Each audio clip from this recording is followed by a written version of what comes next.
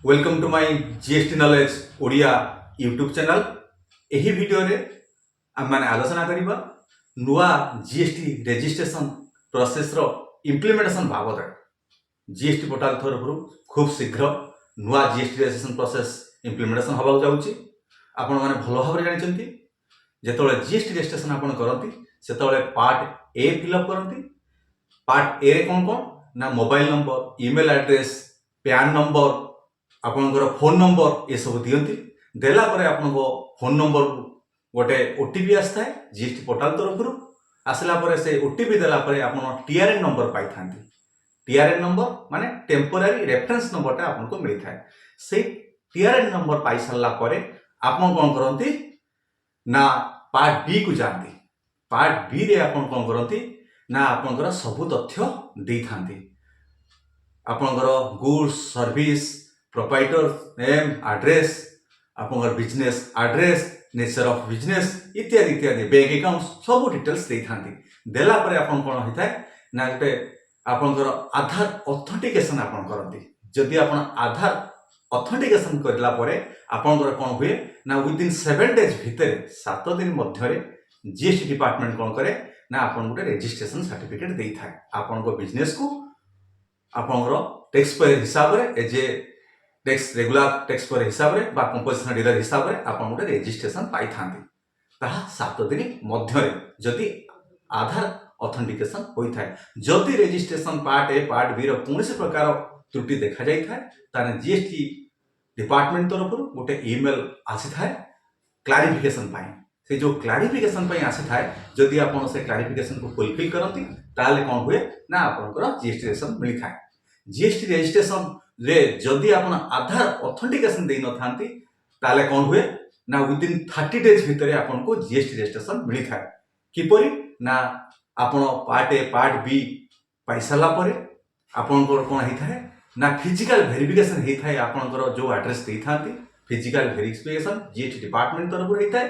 ते physical verification परे आपन रजिस्ट्रेशन पाई थांती जदि एलिजिबल होई थांती। किंतु वर्तमान नुआ रजिस्ट्रेशन जो GST registration process to be implemented होबा जाउची। कौन से प्रोसेस ना जेतबेले आपण पार्ट ए फिलअप कले टीआरएन नंबर आपनको मिलिला पार्ट बी से अनुसार फिलअप करे से जो आधार ऑथेंटिकेशन परे जो जेतबेले आपण फाइल सबमिट करिवे सेतबेले आपनकर कोन होबो ना जीएसटी डिपार्टमेंट तरफ वेरिफिकेशन होबो। कोन कोन वेरिफिकेशन होबो ना जे कोनोसी डाटा आपण जीएसटी पोर्टल ले फिलअप करिथिबे आपण से डाटा गुडी को वेरिफिकेशन होबो। काहे वेरिफिकेशन होबो जीएसटी पोर्टल तरफ ना ये रजिस्ट्रेशन आगुर हेथिला कि नाही, ये व्यक्ति प्रकृत रे गोटे रेगुलर टैक्स पेयर ना डिफॉल्टर टैक्स पेयर।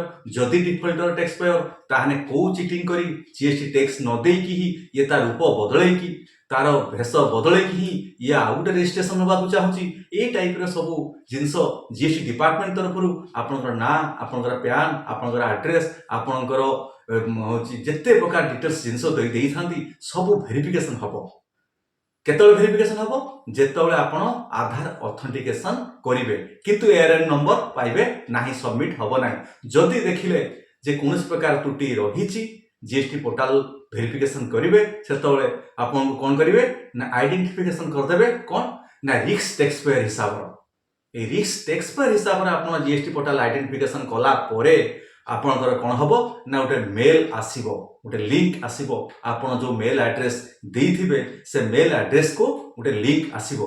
से लिंक नुहे जे अलगा किछि पाई बा आपनकर कोनोसी प्रकार माने वेरिफिकेशन पाई से आसीबो कोन आपनकर वेरिफिकेशन होबो फिजिकल वेरिफिकेशन होबो। गोटे डेट दिया जाइथिबो डेट रे समय निर्घंट हेइथिबो जोठी कि ही जो जीएसटी सुविधा केंद्र सब अछि बायोमेट्रिक्स सर्वे होबो। आपनकर आइडेंटिफिकेशन जो आपण देइथिले एक्चुअली आपण गोटे रिस्क टैक्स पेयर बेतले डिक्लेरेशन हेबे आपनकर जो बायोमेट्रिक जो थंब हो आई रेटिना हो ये सब वेरिफिकेशन होबो।